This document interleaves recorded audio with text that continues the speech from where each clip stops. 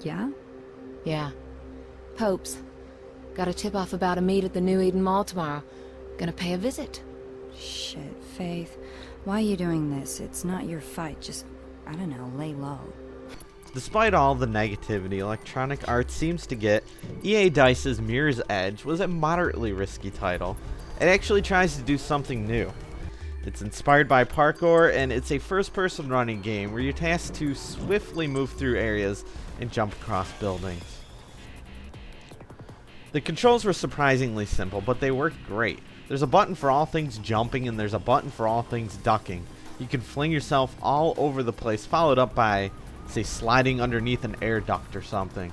Although it wouldn't have hurt to maybe have a little something more, it all works rather well. This sort of thing has not been done quite like this before, and thus, during the ideal moments of the game, it's creative and I'd say great. I really like the art direction. There's a lot of bright and wide open areas. The heavy use of primary saturated colors lends itself well to the futuristic feeling I believe EA Dice was going for. Mirror's Edge definitely has its own individual look, and I liked it. Mirror's Edge has some great moments, but then many not so great moments. I don't even care that the wide open cityscapes all look copy and pasted. Hurling myself for dear life hundreds of feet above the ground really kicked ass.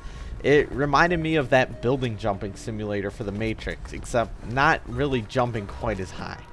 However, the heavy use of office buildings and climbing through air ducts could have seriously been reduced. They just kill the pace of the game and feel claustrophobic. These sections are far from game breaking, but they're just not what I was interested in doing. The gunplay is kind of crappy as well. This is basically a running game, but sometimes you need to just plow some lead into enemy skulls as well. Main character Faith goes down way too easily. I realize it's because EA Dice wanted to remind us that Faith is a runner, not a fighter, and you should avoid enemy conflict whenever possible. But if the developers insisted on including these combat segments, which really could help to add some variety to the gameplay, similar to, say, Uncharted, they could have made mowing down the enemies just a little more fun. A lot of the combat relies heavily on luck and whether or not a few random shots from far off happen to graze you. The shooting feels just rather clunky. I've seen some people complain about merely the presence of enemies in this game, exclaiming that it should be purely a platformer, but the existence of shooters does help add tension. There are sections where you can progress at your own pace that give you the opportunity to have fun and play with the environment, but then there are moments where the suspense is high and you need to figure out which pathways to take in order to keep from getting hit. It can be pretty exciting at times. The best parts of Mirror's Edge are very fun. It's just that it seems like at least a quarter to maybe even half the game features areas that just fail to take advantage of Mirror's Edge's best strengths. Climbing to the top of a garbage heap in some dank enclosed area was just not very fun. The story is just pretty crappy too, and it's something I'd actually have to look up in order to really talk about, is the presentation in-game lacks and is just poorly presented and looks awkward with a separate style of character animation that just seems like it fell out of an Esurance commercial, but mixed in with some vibes from what I guess is either Ghost in the Shell or Armitage the Third.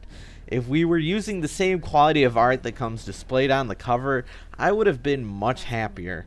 But anyway, apparently it is the future, and this is a totalitarian government. It's up to Faith Connors, a runner, to deliver messages between revolutionary groups in order to combat this looming evil, which we really know nothing about. Some other crap happens, some rivals and enemies appear, things become a little more personal to Faith, and so on and so forth. It really sucks to have to put down innovation, but the sum of Mirror's Edge is just not very thrilling. There are just a lot of buzzkill moments, and the story mode can be completed very quickly in 4 to 8 hours depending on your skill. There's some time trial modes to mess around with, but you better already really love this game for them to do much for you, but I guess they are a nice addition. I still recommend checking this game out as a rental though, as it is rather unique. By the time I completed it though, I was ready to just shelf it for quite a long time. But I still give it my respect. I give Mirror's Edge for the PlayStation 3 a 6 out of 10.